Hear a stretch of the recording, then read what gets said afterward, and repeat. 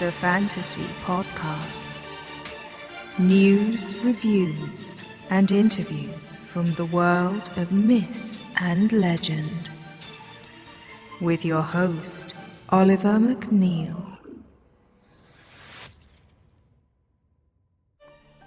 Hello and welcome to episode 5 of the Fantasy Podcast. I'm your host, Oliver McNeil. Now, in this episode, I'm going to be interviewing a chap called Dan Baines, who's a friend of mine who's a prop maker, and he does all kinds of amazing, sort of fantastical creatures, Fijian mermaids. He does ectoplasm machines. He's a huge sort of fantasy fan role player, and he's got an awful lot of sort of celebrity mates who buy his bits and pieces, but he's a fascinating guy. I went to his house, which is just stuffed full of weird little props for every little corner, and you'll hear a little chat. Now, he actually has his own podcast called The Mystic Menagerie, so we decided to do this interview as like a two-header, so you'll hear, hopefully it's successful and you'll understand what's going on. Now, at the end of this podcast, I'm going to be playing some Wassailing. Now, Wassailing is a very old English tradition, which you don't see an awful lot of in the Kenton, East Sussex area, but where my studio is situated, it's amongst a lot of orchards, and they've just started producing cider, John Boy cider. And to celebrate that, they had a chap who, he came, I don't know where from, but he was quite old, and he had a lot of local history, and he knew all about the chants and the ceremonies that you do to bless the harvest. Sorry, not the harvest, it's the other way around. It's the birth, I suppose, of the apple orchard. Anyway, that'll be at the end. But for the moment, here is myself and Dan Baines. Hello, I'm sitting here with Dan Baines from, the Lebanon Circle and the Mystic Menagerie podcast. That's correct. And I'm sat here with Oliver McNeil of Legends Photography. And the Fantasy Podcast. Thank you. Yes, That's okay. Yes. We're newer than you, Dan. It's weird when you've got to do this interviewing each other at the same time business. It's I've never done it before. So, no, neither have I. So this would be new. Yes. Well, this is going to be a little bit unusual. We're both in the sort of fantasy genre. You're slightly sort of darker than I am. I am, yeah. But we first met when I found Dan in the capacity of trying to find a way of creating real fairies. That's right. Yeah, I had an effect out called the corpse candle, which was essentially shielded fibre optics on a fishing rod. So in a dark environment, you could give the impression of fairies flying around, which works really well on stage and in some sort of really low light. Yeah, and that's where I saw it first, because I saw the Lord of the Rings musical. Yes, I think it was only on for about sort of 4 or 5 months.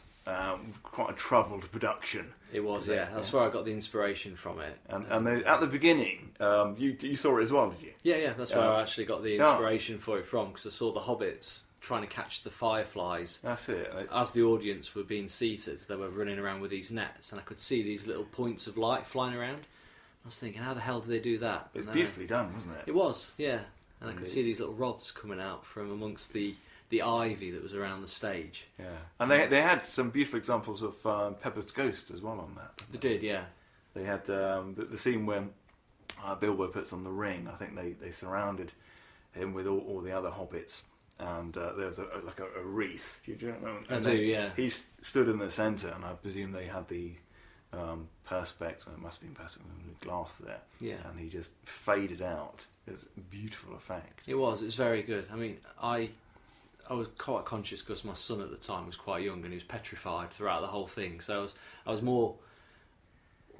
was unable to relax and watch the whole thing because I was too worried about how he was feeling, especially with the Gandalf, with the wind at that section at the end where I can't remember what happens with Gandalf. The Balrog comes out. The Balrog, that's it, yeah. Petrified.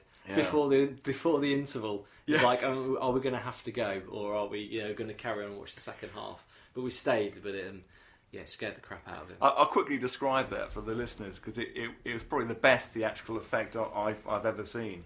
Essentially, the "You Shall Not Pass" moment from the film, the way they did it on stage, they had, I think it was probably a stilted man. They backlit him, so the light was coming right through, and a massive, probably a couple of big wind machines were standing behind him as well. Yeah. And they released thousands of little bits of black tissue. That was it. As the ash. Yeah. And just blasted you with noise. Yeah, really, really good. It was amazing, but it was very tense. Yeah. There's a lot of crying children at that stage. But it was a wonderful production. As I say, the catalyst behind the Corpse Candle, which was amongst the bizarre magic crowd, was very popular.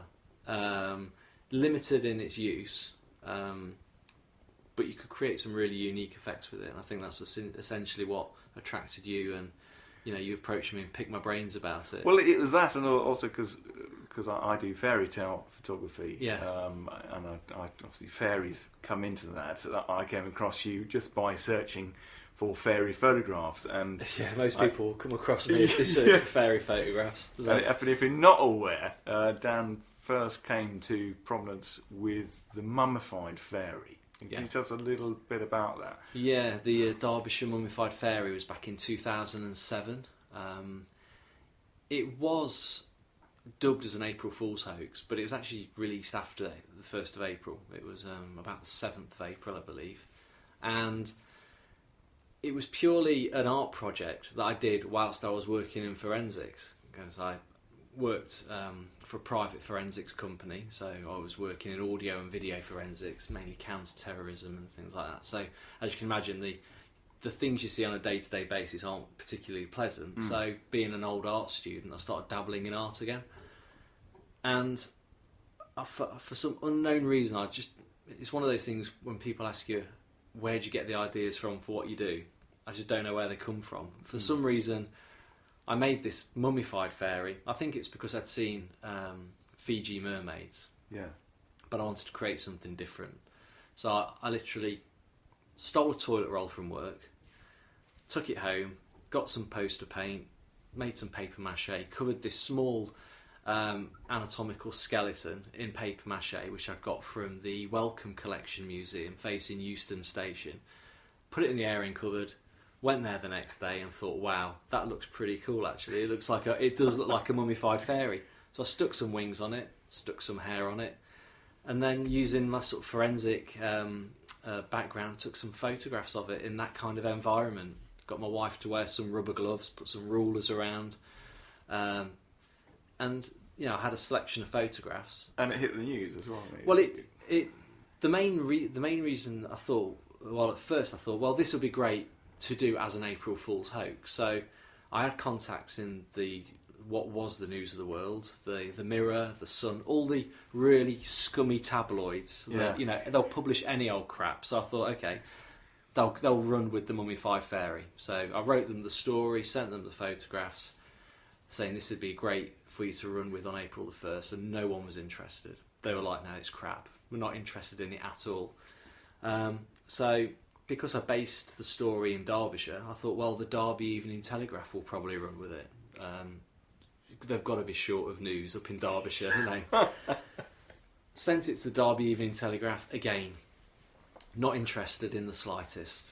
Our readers won't be interested in anything like this. So I was kind of a bit disheartened. I remember sitting in front of the computer just before I was going to go to bed, and I'd written this fake story about how the fairy was found, and the police had put it in a biscuit tin and kept it all very kind of English countryside, almost like Last of the Summer Wine. Yeah. A bit primitive. A couple of bumbling cops. Bumbling cops. The policeman on the push bike type thing. And I thought, you know what? I'll send it off to America as a last-ditch attempt, thinking that if anyone's going to believe it, the Americans will. And they did, and they took it. Hi, American listeners. No kind of. It's just. I think it's just the cultural differences. We're a lot more sceptical, I think, in the UK. We've been around for a bit longer, and we tend to look at things and think, nah. But in America, there's pockets, isn't there? Yeah, there is pockets. Not everyone believed it, but as a whole, I sent it to the About pages, which is owned by the New York Times. I went to bed, woke up in the morning, and it had gone viral completely. It was in there, it was in the paper, my inbox was full straight away. And then that day, all the English tabloid papers started ringing me, saying, "Are you the guy with the Mummified Fairy?" And I was like, I am, but I spoke to you last week about it. And they were like, no, this is something different. Are you the guy who's found this like Mummified Fairy? And I was like, yeah, I'm the guy. So then I ran with it. Yeah. And it was a bit of a downward spiral. You get the initial interest from the fairy sort of fanatics, the fairy community, like the people I suppose you meet on a day-to-day basis. Yeah, Most of my clients don't believe in it. They do, but they're the believe. I wouldn't say the believers, but the people who, the Disney type people who like Tinkerbell and the flower fairies. I have actually come across quite a few who do. Yeah. Certainly when I had the shop down in the old town of Hastings, I about once a month used to have some person ask me whether I could do a tarot reading for them, which I don't do. No. And secondly, do I use real fairies? Yes. With all sincereness, and then they'd tell me about their stories about seeing fairies in their garden, and it's something I use during my shoots because people are susceptible as long as especially kids, if you tell them a good yarn, they're going to believe it. And I use a little bit of magic in my shoots. I'll do coin vanishes, and I'll lead that into a story about wishing coins and fairies taking them. And then with a couple of coin vanishes, the kids are totally believing in magic, and then you have the sort of captured their imagination. Yeah, and I'll do something like, I'll say, look, you see this flower here, and my studio's like a set of a woodland. If you put your hands next to a real flower and you cup them, and if you feel a little tingle in the palm of your hand, you can feel there's a fairy in them. And if you put that suggestion in the child's head, they will, because their hands will get a bit sweaty and feel a bit tingly, and then they'll connect to, and they will like, oh my god, there's a fairy in my... Yeah, so it's I love using that sort of psychological influence in my shooting. And then the next time we met, you moved down to the sort of East Sussex, Kent area. Yeah, moved down sort of about 3 years ago now. So 2010. And you were looking for some publicity shots, and you contacted me. Yeah, well, I remember I kind of put two and two together. I went down to Hastings, which is the nearest beach, I suppose. It's only sort of 40 minutes drive. So I thought we'd go for a family day out, and there's all the quirky little shops down there. And I saw this Legends photography with fairies and knights, and I thought, that rings a bell. And I was like, definitely, I've heard from this chap before. So I came in and introduced myself, and it was like, we remember each other. And it was, from then onwards, we've been in regular contact, and obviously asked you to take some photos for me, which have been used in every single sort of magazine that I've been in. They've been in Bazaar magazine, Magic Scene magazine. Yeah, your Twitter face as well. Yes, it's I've used them in nearly everything, and that was a fun little shoot. It was, because what I like to do with all my clients, I do a few other magicians as well. I did Andy Nyman and Paul Daniels, and and I like to try and set the scene. So I'll find a location, and we were very lucky that down the old town of Hastings it's gone now, unfortunately. Can you remember the name of it?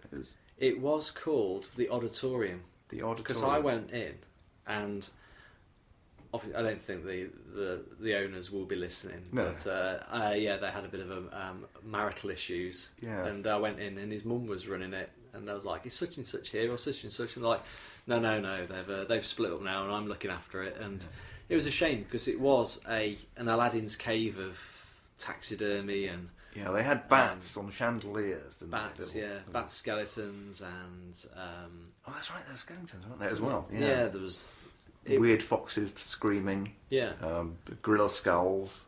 It had everything. Yeah, they had. I remember the armadillo basket. That was yes, yeah. There's a few things I actually wanted to buy in there, but at the time, the main reason I sort of had my photographs done with you because I needed to up my profile a bit, and I couldn't afford anything at the time, so I was in there thinking, which is why I went back, because obviously the photographs did pay off. They made me look, good for a change. Well, and I didn't have any. It's difficult, and I think bizarre performers will benefit from this as well. If you're a bizarre performer, I mean, I'm not a performer, but I have like a persona that I have on, in the public eye. But as a bizarre performer, you become a character, and if you are this character, then to evoke the kind of atmosphere and sort of put over what you're trying to tell your audience, it's good to have a good portfolio of photographs done. Otherwise, you get some really bad selfies, and the typical, as Freddie was saying, I think on one of the shows on the Mystic Menagerie, the guy who bought a trench coat, a top hat and goggles, but did card tricks, and all of a sudden was some bizarre steampunk performer. Yeah, it doesn't really do it. You need to, and the photographs I've seen you do with Andy Nyman and Tom Baker, they capture that, and people automatically look at that and they think they know exactly what it's about. It's really important, just to be boring, talk about social media for a minute, but you've only got a millisecond to capture someone's attention. Yeah. And if you're doing something like Twitter or Facebook, and your little face pops up, it's got to tell an awful lot about you, and whether that person wants to follow you back or engage with you. And if you haven't got anything decent, it's been fading. And I've been working a lot with magicians recently, and part of my challenge is to go away from that rather cheesy mind reading, pensive headache look, or the cards fanned out in front of you, or the crystal ball being held. These are just images that so annoy me, and you don't need any of that. No. If you look at the ones I did of Andy, he hasn't got anything magical in his. It's just all attitude, and I just found this really old pub up in London, and we just shot it, and they had some weird barrels, and I brought a massive great book out with me, and it's all about intent, really, isn't it? It is, creating the scene, which I love doing. I love all that. That's the theatre side of me there. It works. I mean, as you say, the typical magician photograph of the chap with his fingers on his temple staring into a crystal ball, or it's so dated, and it puts a lot of people off, I think, when they look at see if you have a magic poster or you have a website and that is the image. Yeah, it's been done a million times before, and people look at it and they think, it doesn't really look that magical. However, you always seem to find the locations and the sets, and also just wearing the right things as well. You've got to treat everything like a theatrical production. It's got to be lighting, it's got to be costume, props, scenery, the whole shebang. Yeah. And what I've been doing more of now, and you use video as well, is I tend to do them at the same time. So while I'm doing the shoot, I'll say, hey, let's do a little 30-second promo while we're at it. Yeah. And again, that can go up on Twitter and Facebook and all those kind of things, and then just draw people in. But let's change the subject, and let's talk about something other than social media. Now, what are you working on at the moment? I mean, you've got various sort of Kickstarter campaigns. Obviously, you've got the Mystic Menagerie, which we're on probably now. I spread myself pretty thinly. Yeah. Throughout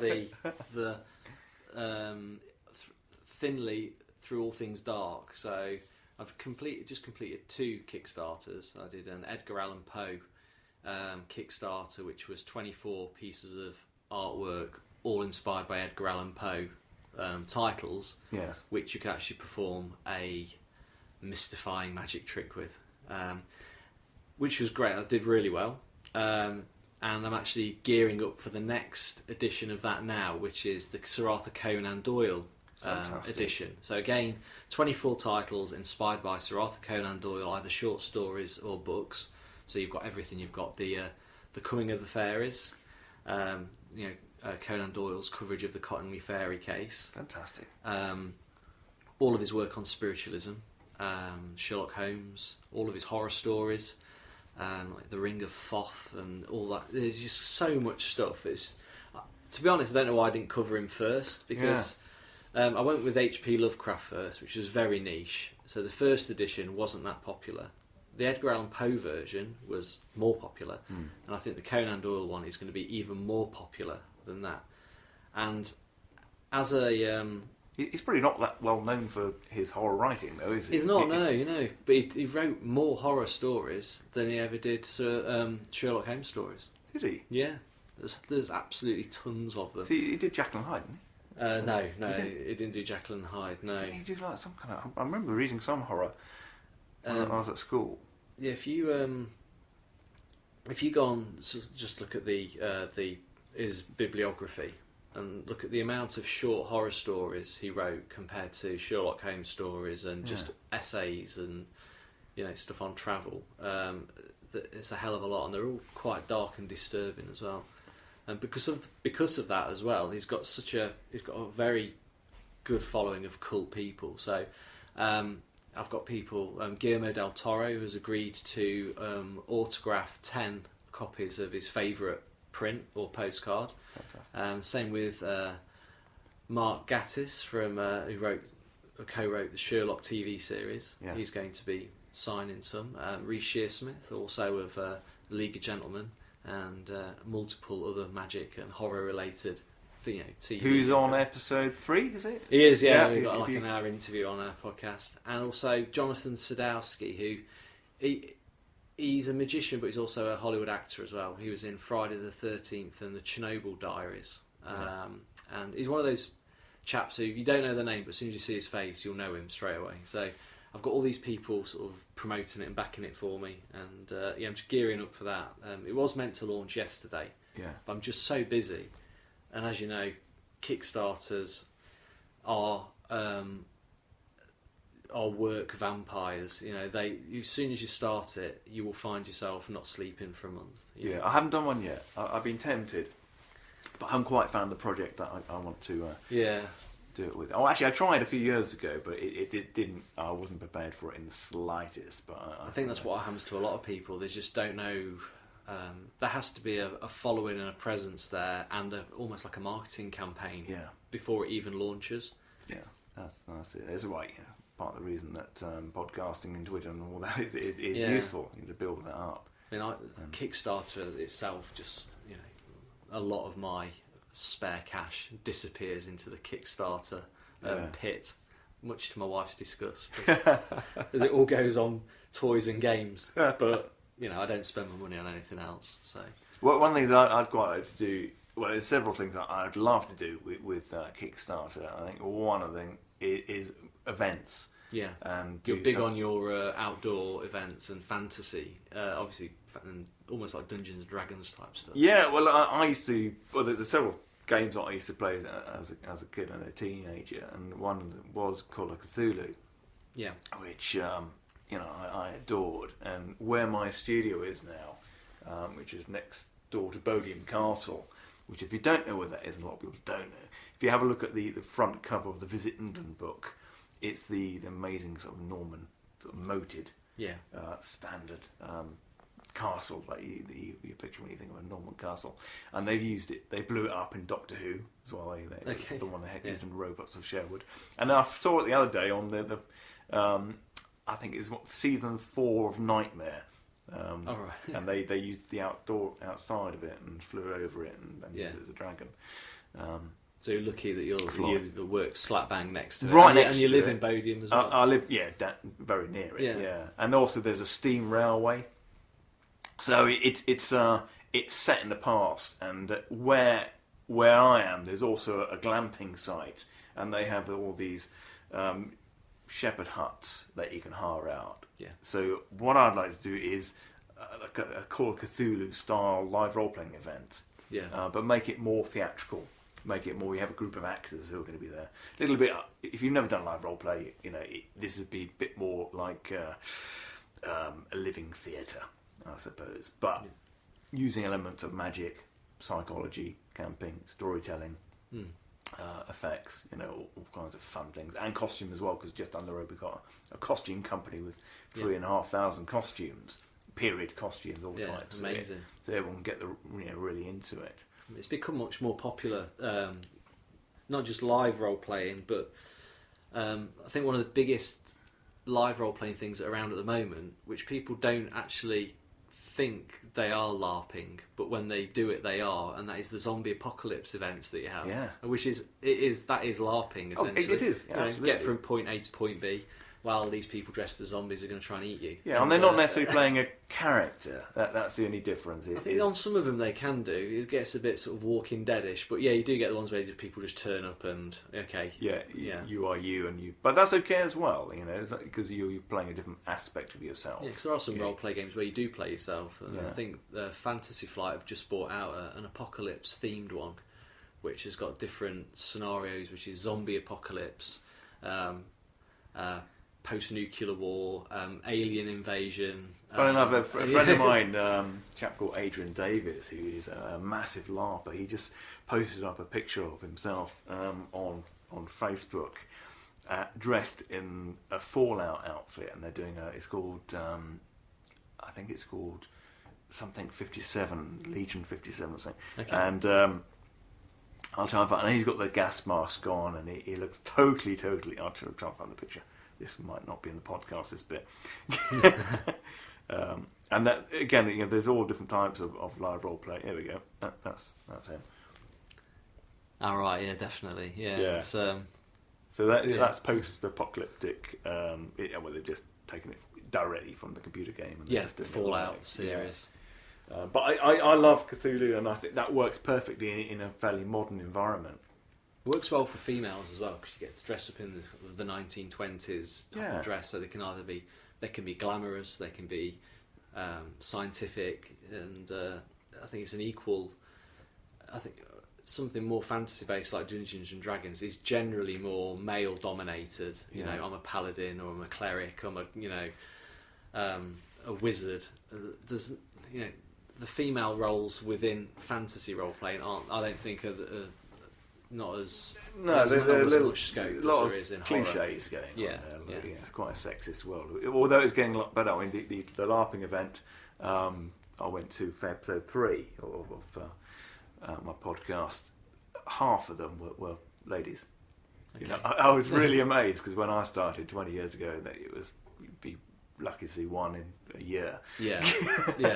But no, it's a bit like magic now. Yeah, there was loads of couples, loads of kids. It's really all age groups. I was absolutely amazed. But another system I played, I did a game which I did 2 games, and it was trying to do live role playing in a real environment, and again horror based. Okay. And the way I did that, I found a location called Winchelsea, which had a real interesting history of a French invasion, and they had plague pits, and I think the entire village was rounded up during the French invasion, and they all burnt inside the cathedral. Blimey, okay. So pretty horrific stuff going on. And I had a group of players, about 6 players, and they all were playing versions of themselves, but things that could be realistically interpreted and set. And I'd send them directions via text. And then I'd place people around this village who you wouldn't know they were playing. Okay. I asked the barman to have a few lines and tell them about local history. Yeah. We actually went inside the church when there was a carol service going on with a video camera, and just carried on in character, because we didn't have anyone dressing as a ninja or anything like that. We had someone who's like a paranormal investigator, so he's just like he did, except he had a different cover. And then we went out into the fields, and it was lashing down with the rain, and I just texted the guy, have a breakdown because of this. Something's basically run over your grave, and you feel terrible, and you lose the weakness in your, the strength in your legs. So he just collapsed, started sobbing. Yeah. And everyone was, what's going on? And then I had things hidden in sort of old bits of brickwork and archways. So it's essentially a treasure hunt. Yeah. But that's in a fun. real world environment, so elements of it are drawn in, and exactly. So you merge the two, and then the second time we did it, I took the video footage that the guy was shooting for the paranormal website, the fictitious paranormal website, and then edited in ghosts and seeds for the next part. And then we had to drive it to this guy's house because he hadn't turned up. I actually directed him, don't turn up. Yeah. We'll go and find you. And then we turn up and find that he's tied to a chair. And I said, just make it look like someone's ransacked your living room, which was quite easy because he's got quite a messy guy anyway. And then we had to escape out the window, and so that kind of thing is great fun. Yeah. And quite hard to write, but I think there's a market in there for introducing people to LARPing and gaming that way. There's definitely is a crossover. I would say out of a lot of my clients in Bizarre Magic, they all come from a background where they've dabbled in the past with, especially Lovecraft inspired roleplay games like Call of Cthulhu, for example. And I think as a point of character development, if you're going to be a mystery entertainer, most people just don't become a mystery entertainer. I wouldn't be a mystery entertainer as Dan Baines.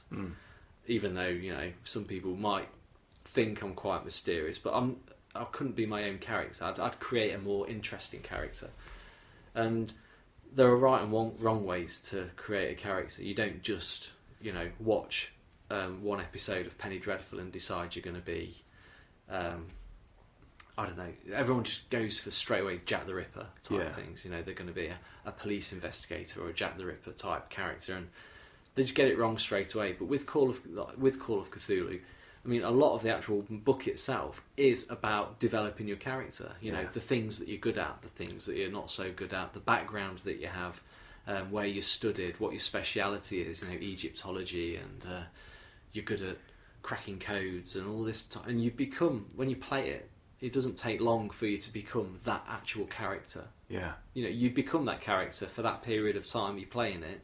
Yeah. And it's certainly not a combat oriented. It's no. I think it's any sort of true horror storytelling game. And there's a high percentage chance that 2 games down the line that you're gonna have to make a new character anyway, because they'll have either gone insane or died, which doesn't necessarily happen with other role play game systems. You tend to keep your character for as long as you can, but with Call of Cthulhu, you don't tend to last very long, so you get a high turnover of all these interesting characters. And I think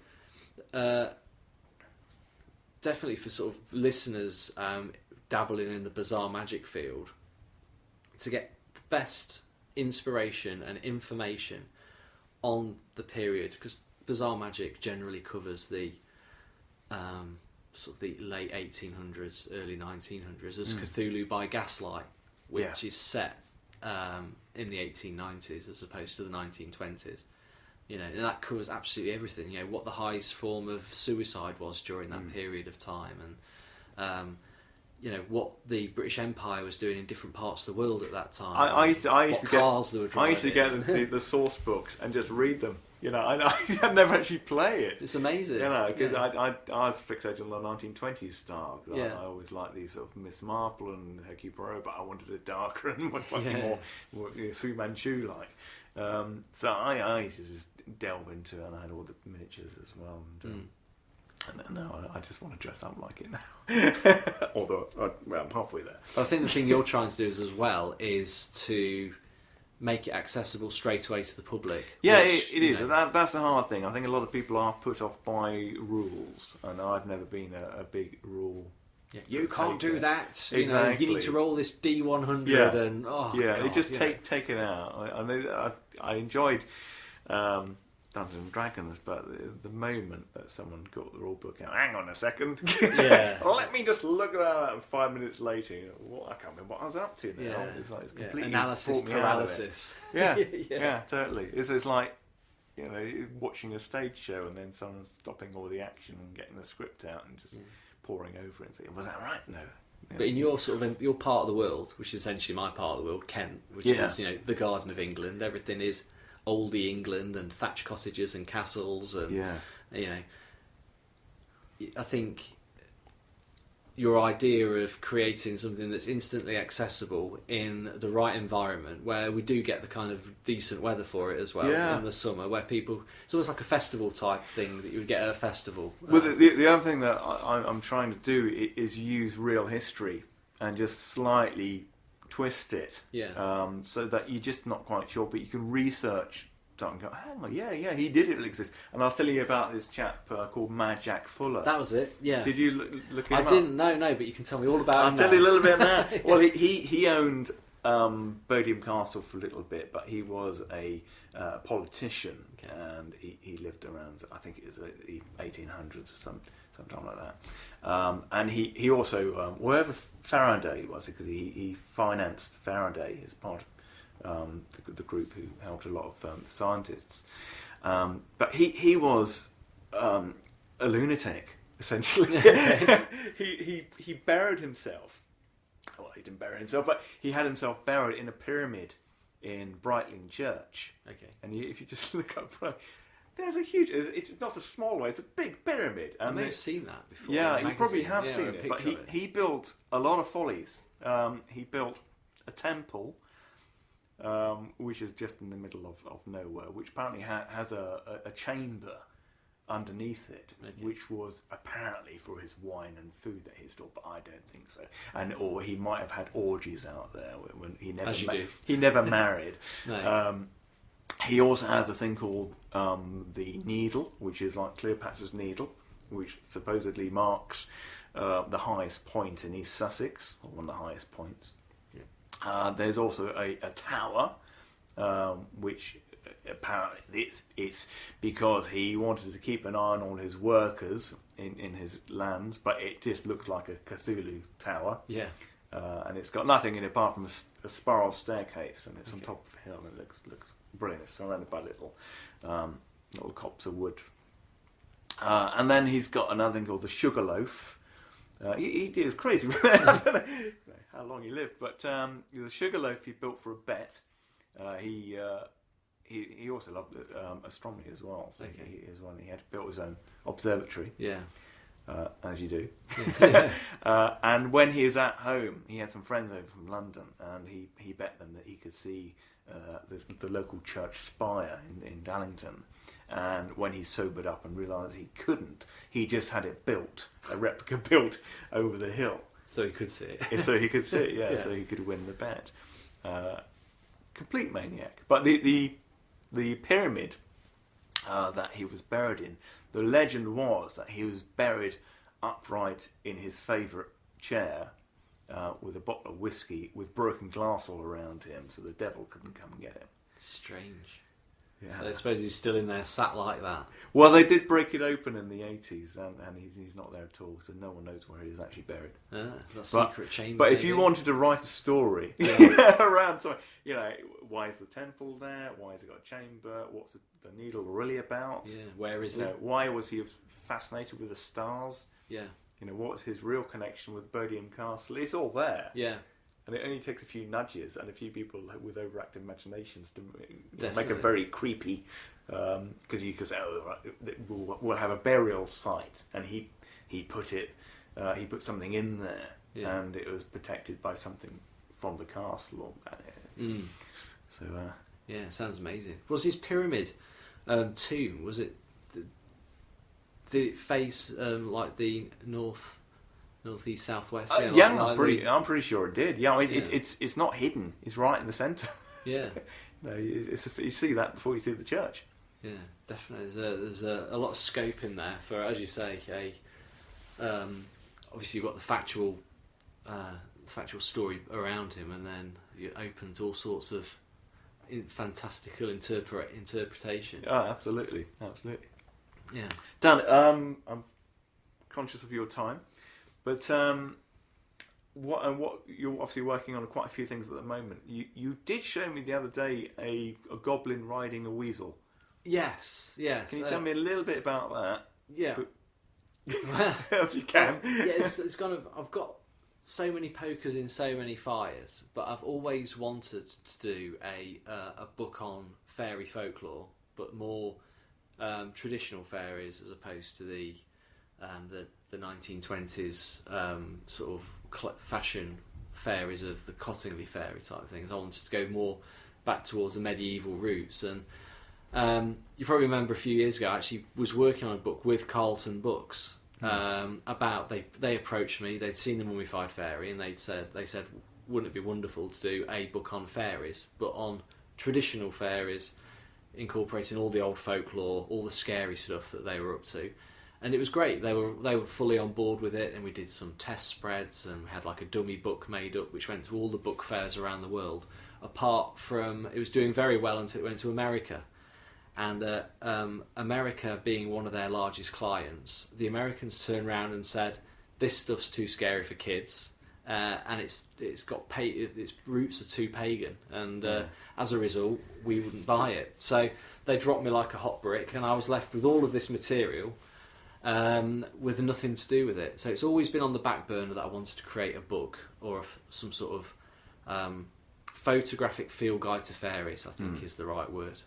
And obviously with you being a photographer, I made a few props and asked you if you'd photograph them in the correct environment, i.e. the woods around Bodiam Castle where you live. And that's about as far as I've got with it at the moment. But it's always there in the back of my mind. As soon as spring comes, we've got a little bit of ancient woodland near here called Folhurst Woods. And I'll go in there, and it's like another world. And as soon as I get into that environment, the ideas start flooding back, and but it's just finding enough time, isn't it? Really, it is time. It's one of those things. I remember when I was speaking to Guillermo del Toro about his ideas. He says he'll only ever get, at the most, 20% of all the ideas he's ever had will only ever get done in his lifetime. The remaining 80 will never see the light of day. And you being a creative yourself, there's only so many hours in the day. And budgets as well. When you're having to finance everything yourself. Yeah, when you've got, it's hard. You've got obviously a social life and family and all the crap that you have to deal with on a day-to-day basis. Like washing, and sleeping, and the really boring stuff that you don't want to do.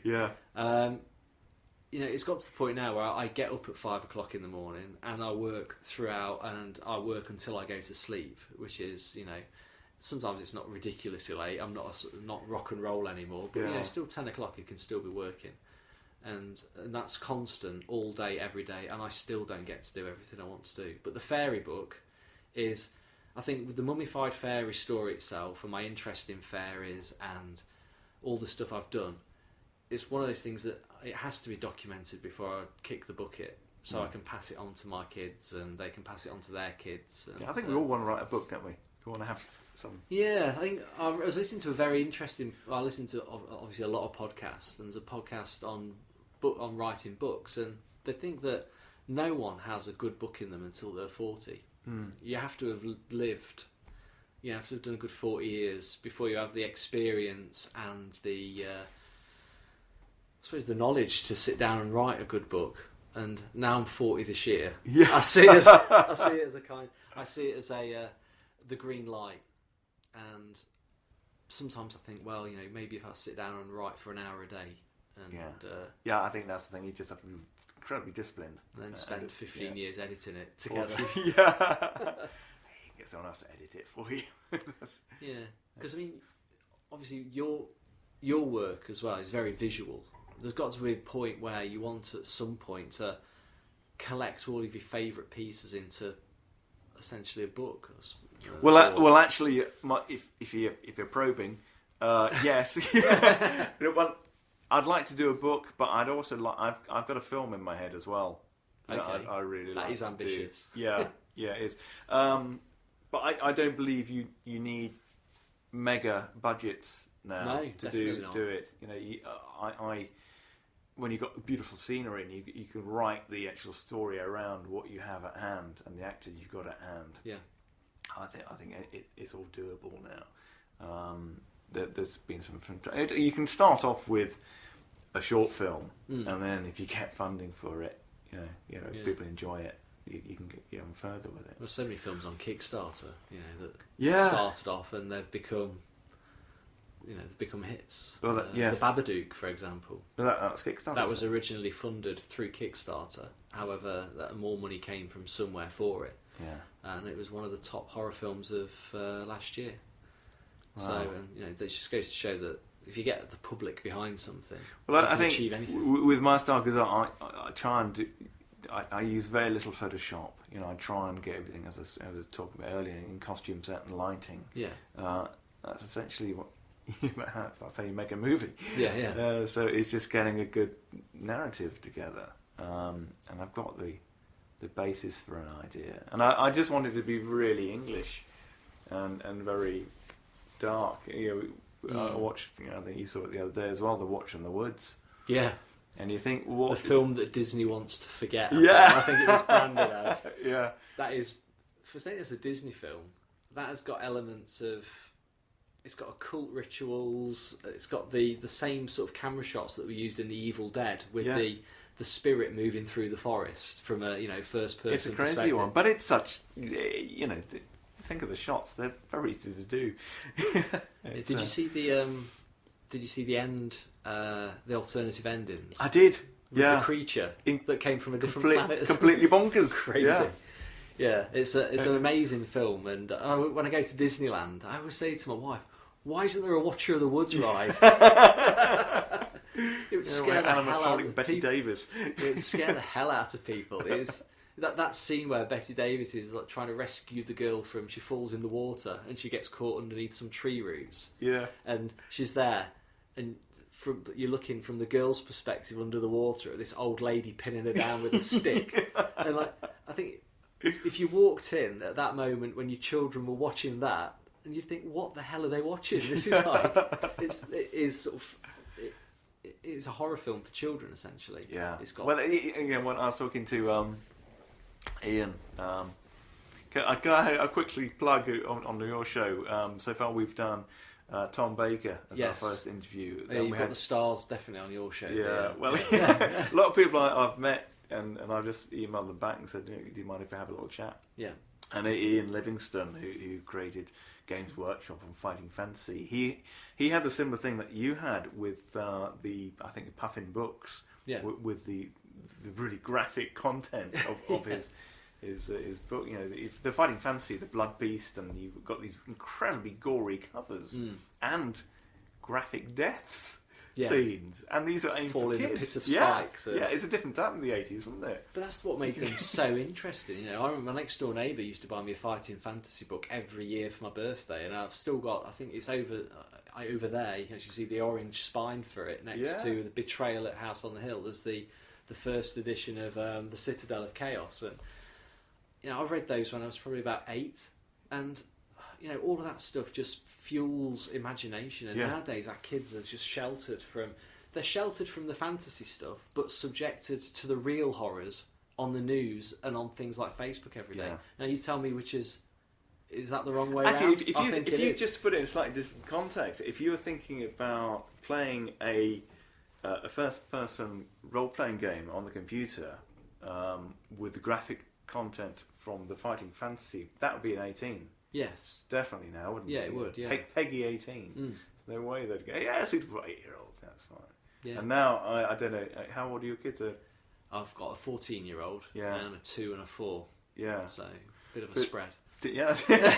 But, when would you allow them to read books like that, the Fighting Fantasy stuff? As early as possible. Yeah. Yeah, I've got no problem with my children wanting to read fantasy literature. Obviously, there's no sexual content in there. No. It's just pure fantasy. It's the same as the Harry Potter series. When that came out, people, there's more adults reading it than there was children. You go on the tube, everyone was reading Harry Potter, and they'd be saying, "Oh, I wouldn't let my children read this because it's a bit occult or it's a bit dark." But they've got to remember when in our generation. The BBC used to do so many adaptations of dark ghost stories, like The Children of Green Noah and The Moon Dial and books like this. They were all very creepy ghost stories. Chalky, do you remember that one? Chalky. Chalky, yeah. That was scary as hell. And, the tripods and things like, you just don't get it anymore because they're too worried about potential repercussions. However, the same sort of TV companies or whatever will have a news channel which at 5 o'clock at night will show the first stages of a man being burnt alive in a cage. Yeah. Now, what's more horrific? The world is back to front, which is a reason why I have nothing to do with real life anymore, and just I prefer to live my life purely in fantasy. That's the way I like it, and I'll embrace whatever my children want to do in that respect. I'll embrace, but and try and shield them from the real crap that's happening in the world. Dan, I'm going to let you plug many things now. Okay. You've got a shop as well, and you've got the Pyewacket and... Yeah, I've got Pyewacket and Peck, which, if you can spell it... Yeah, I have trouble finding it. What am I looking for again? Yeah, it's a collective of artists on one website. It's like Etsy, but with everything on there is a little bit... It's the strangest dark stuff. And weird. Dark, yeah. I wouldn't say it's all dark, but there's definitely the majority of it is weird stuff. You know, you've got taxidermy foxes with wax children's faces stitched on the front of them, and you've got some chocolate fetuses as well. Yeah, chocolate. Chocolate fetus skulls. It's quite dark. Make really good baby shower presents. But yeah, it's Pyewacket and Peck, and I think it's PYE, WACKETT, and Peck, which is PECK with an E on the end, .com. If you go there, that's it's not just my work; it's probably about 30 other artists as well. Yeah, stuff on there. Yeah, and also your Lebanon Circle, which is tricks, magic tricks, and it is Lebanon Circle Prop and Illusion Design. So it is essentially magic tricks, but there's a consulting service there as well, which I do stuff for TV companies, films, whoever wants to do something creepy but properly. Yeah. What films have you worked on? I did some work for obviously Guillermo del Toro a couple of years ago. Did some work on the TV series Lewis, which was the Inspector Morse spin-off. They had a fetish club in a derelict church. Yeah. Where there was a murder scene, and that was a whole day's shooting. It was a derelict church in Shepherd's Bush. It was a very interesting site because it was completely cordoned off to the public, and it was down in the crypt. So they converted it into a fetish nightclub, and all these extras turned up for the day. And I think it was November, and we got there, and they were already there waiting to get in. And there was transvestites, gimps, all waiting outside. And it was in the middle of a housing estate as well. And in the basement of in this crypt, all the walls were covered in occult symbols. So people have been obviously breaking in and doing occult rituals in this crypt, and all the writing and everything was still on the walls in there. Wow! And if you actually went up into the church itself, there was torn up Bibles everywhere, and it was an amazing set. You just moved in straight away and did all the stuff there. Cool.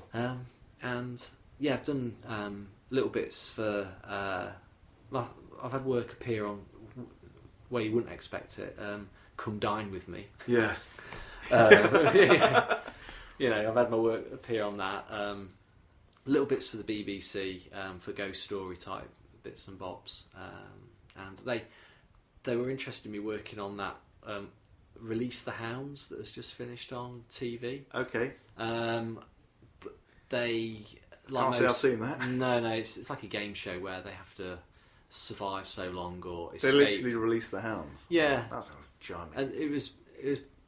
They rang me up and asked me what's the best way to scare the crap out of people. Yeah. And they kept me on the phone for about an hour. Then I was like, actually, hold on a minute. I'm consultation. consulting here for nothing. So I said, look, I've given you enough information. If you're interested, come back to me. And they never came back. However, I heard from from people that some of those ideas had actually been used in the. But that that is the way TV works. Yeah, they'll get some young girl straight out of university who's a bit chatty, and she'll keep you talking on the phone while she's getting all the good ideas for nothing. Yeah. You know, it's showbiz. That's it. And what about you? What have you got lined up for the next sort of 12 months? Well, next 12 months, I'd say what I've been up to so far with the Tom Baker. Well, we did another shoot, and he's 81 now, and he came along to the studio in January, and I did a whole set of portraits. So we had an owl in. Yes. A real owl. We had a lot of costumes. We dressed him up Sherlock Holmes-like, I suppose. We had a real fog in there as well, and because we can't take him outside in the freezing, so we recreated it inside the studio. And we had grandfather clocks and swinging watches. So it's all kind of quite evocative. And now we sell those on our website, which is www.legend-photography.com. I was going to say, you beat me to it. Especially for magicians as well, as you've done stuff for Andy Nyman. It's, if people are looking to capture the essence of their character, you're the person who can do that for them. Yeah, there's a bit of that as well. I've been doing levitating magicians, and I could do those as well with very little Photoshop. That's part of my magic interest, because I love magic as well. That's part of the reasons why I like to do magicians. So I've got various things going with Davenports and Alakazam, but come to me directly as well. That's always fine. But the Tom Baker things, very briefly, we're the only ones that can do a full signing filmed. Okay. And art gallery prints, so that's an exclusive. I know there's a lot of Doctor Who fans listen to the show, and So I was there this morning and videoing him saying hello to a fan and doing all that stuff. So that was great. So that's pretty exciting. And the rest of the year, I'm just looking at all kinds of interesting projects that are coming up. It's varied, but I always like a challenge. Someone phones me up and says, "Hey, I've got a tarot reader who's coming over from, I think he's coming over from Cornwall, to have a shoot." And he sent me a mood board the other day, because I like that. So send me some ideas. Yeah. And the ones that he really liked was the Edward Norton illusionist. Okay. So that's cool. And then another picture of a man just standing in the fog. Yes. So. Right up my street.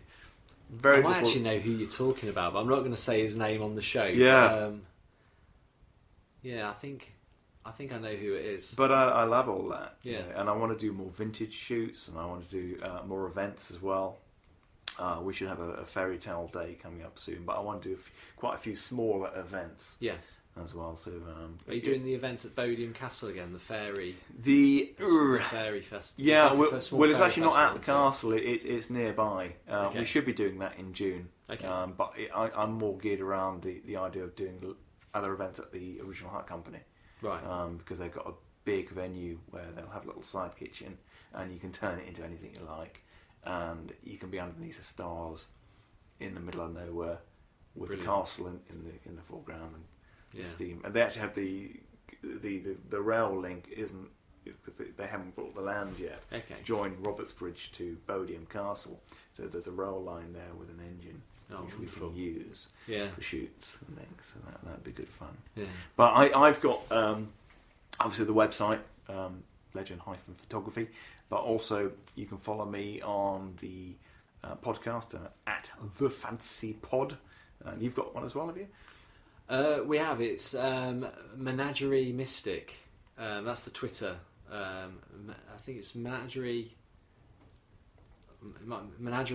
Mystic. Yes. Because for some reason Mystic Menagerie had already been taken. So that's the way you can find us on Twitter. On Facebook, it is just the Mystic Menagerie. Yeah. And mine's the Fantasy Podcast. Yeah. So. And iTunes. Just go on the Mystic Menagerie. Yep, or the Fantasy Podcast. On the Fantasy Podcast, and you'll find both shows there. Yes. And, it's. I think we kind of both started podcasting almost around the same time, and it's definitely the way forward. I love it. Spreading the word. It's great fun. And as everyone says, the pictures the better. Yes. Because we're sitting in a castle here. Yeah, it is like a castle. It's we're in I like to call it a man cave, but it's got a huge screen here and lots of games and computers and cool posters. Yeah, I won't see what the posters are. No, they're actually pretty cool. Got a Beetlejuice one up here, Goonies, Jaws. Yeah, there's a skeleton with an Iron Man mask on it. Yeah, with an Iron Man mask on. Yeah, load of dragons about. It's a gamer's dream in here. This is where I come to escape from the kids. However, once the kids are old enough, they'll probably be in here more than you won't be allowed in than it. I will. Yeah, so fantastic. Well, thank you very much, Dan. Yeah, thank you very much. It's been wonderful talking to you. And you. Thank you. Okay, thank you. Bye. So we hope you found that little conversation interesting. Now, if you'd like to follow us, come find us on Twitter. That's probably the best way. And I've now got my Facebook page up and running, which is, unsurprisingly, The Fantasy Podcast. Our Twitter is The Fantasy Pod, because we ran out of characters. And, that's probably the best way. We're on Spreaker as well, and of course iTunes and SoundCloud, and, probably whatever device you're listening on right this moment. So, come and say hi. Let us know who you'd like to have on the show. We'll do our best to get them on. And if you have any games or products you'd like us to review, we'd be happy to do that too. As you know, we already reviewed a film and some dice, and we've got various other things in the pipeline. Just send them over, and we'll happily give you a good plug. Of course, if it's a good product. So for the moment, we're going to play you out with the Wassailing. Now, this is about 12 minutes long, this, and you'll have a little introduction from the Wassailer about what it all is, and then you hear a little bit of audio of the ceremony. And I hope you enjoy it. Just close your eyes and just smell the cider.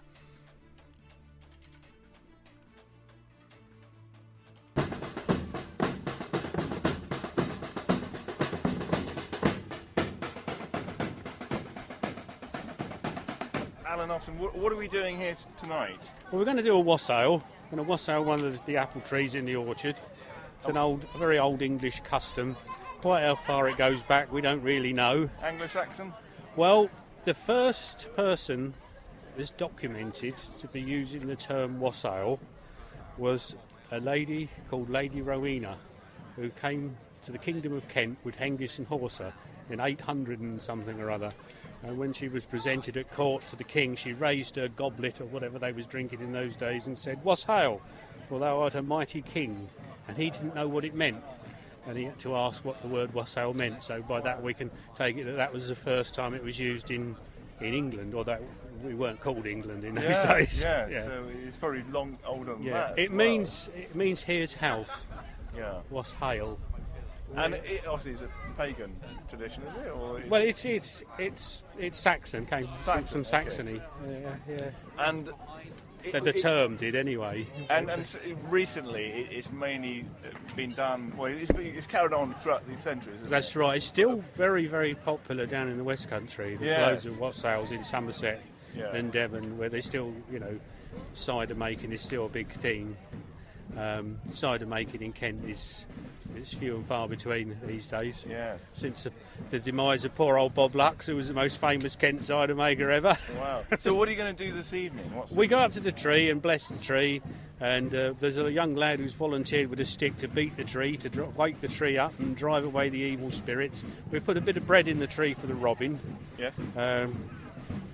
King of winter. Okay. To please the robin and the birds. And we then sing a wassail, and then there'll be lots of noise with drums and a couple of guns firing off. Fantastic. And is it once a year? Is it? Or Wassailing is done. The winter one as well? Wassailing. Actually, this is a little bit late, a week or two late. Normally, the wassailing season would pretty much be finished by now, but that doesn't matter. Well, at least we've got a nice night for it. There's no closing ceremony of it. It's like you don't do something in the autumn where you kind of thank for the bountiful crop. Well, yeah, because you've got the Festival of Lammas, which is the thanks for the harvest, and then of course the Christian Harvest Festival, all that kind of thing. So if you look, there is this cycle of the year, the planting and the growing of the crops and the harvest. And it's got so confused these days. There's so many layers over it, you know. Yeah. Well, thank you. I'll let you get on. So the drums are here. So have a good wassail. Thank you.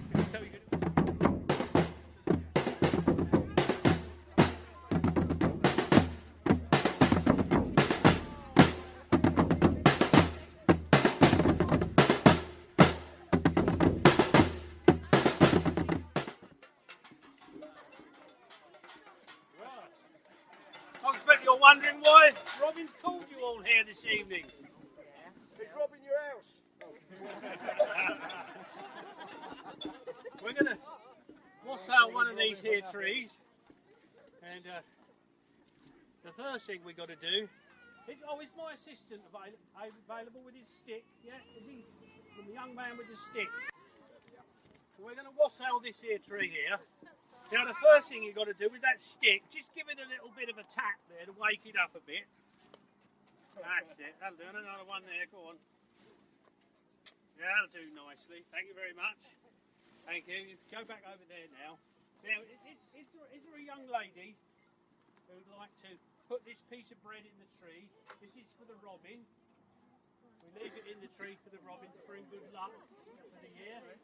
Is there a young lady who's tall enough just to reach up there? What's one maiden? Go on, you need a girl to put the bread in the tree. Yeah, there's got a little hook on it. If you can hook it up there somewhere, wherever you can reach. How about that up there? That'll do. Oh. And that's for the robin. He likes a nice bit of bread. I bake that myself, especially for him. This is the Somerset wassail. The chorus is, it's your wassail, it's our wassail, joy be to you and a jolly wassail. If you'd like to join in.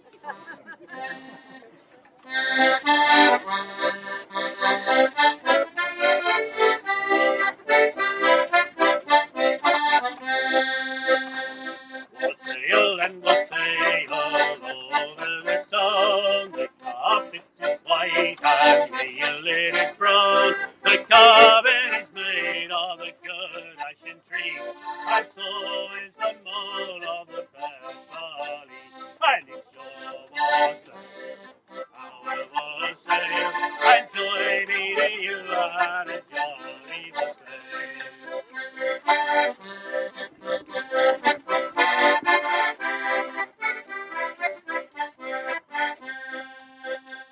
There was an old man who had an old cow, and out for a treater he didn't know how. He built up a barn for to keep his cow warm. I dropped it to a side of a new wassail harm, and it's your wassail, our wassail, and joy be to you and a jolly wassail.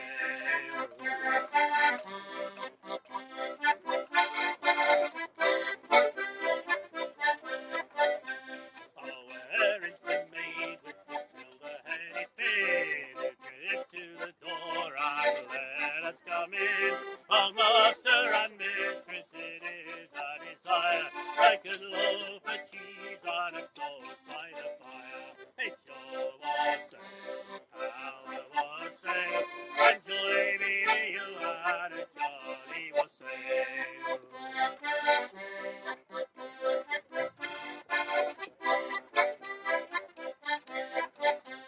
The good dog of Langford, he burned his own tail, and this is the night we sing wassail. Oh, master and mistress, now we must be gone. God bless all in this house till we do come again. It's your wassail, it's our wassail, and joy be to you and a jolly wassail. It's your wassail, our wassail, and joy be to you and a jolly wassail.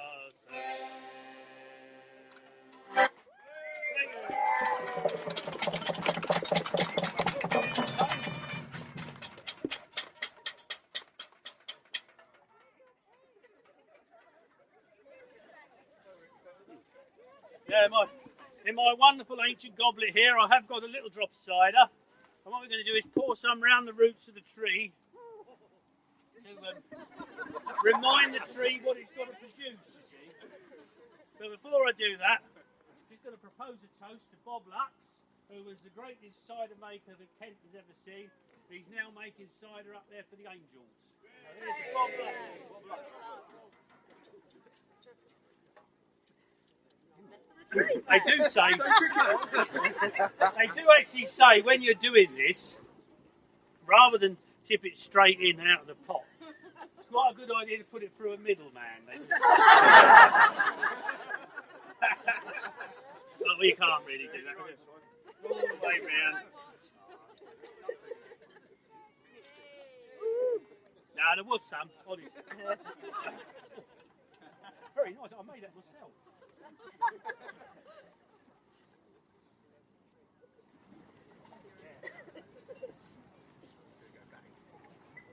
Now there we come to the bit where we make a lot of noise.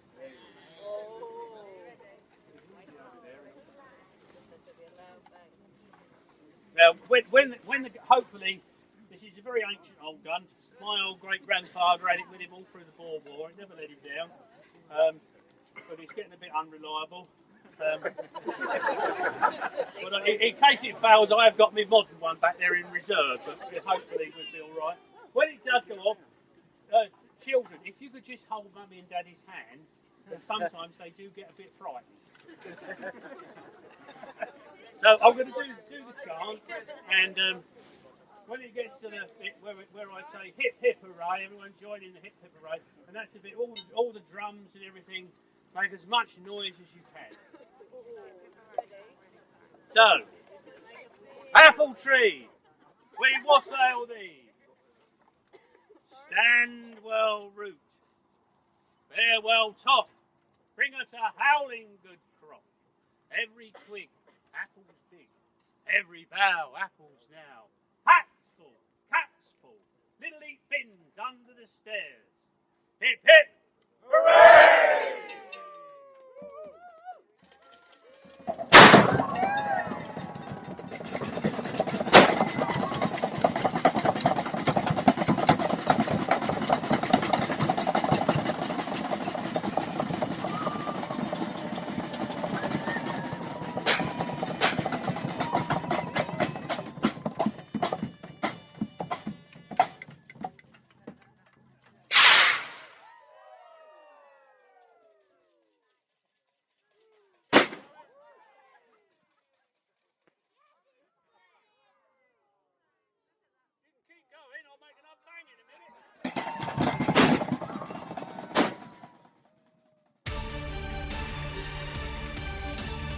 Thank you for listening to the Fantasy Podcast. Don't forget to subscribe. We want to hear from you. Find and follow us on Twitter @TheFantasyPod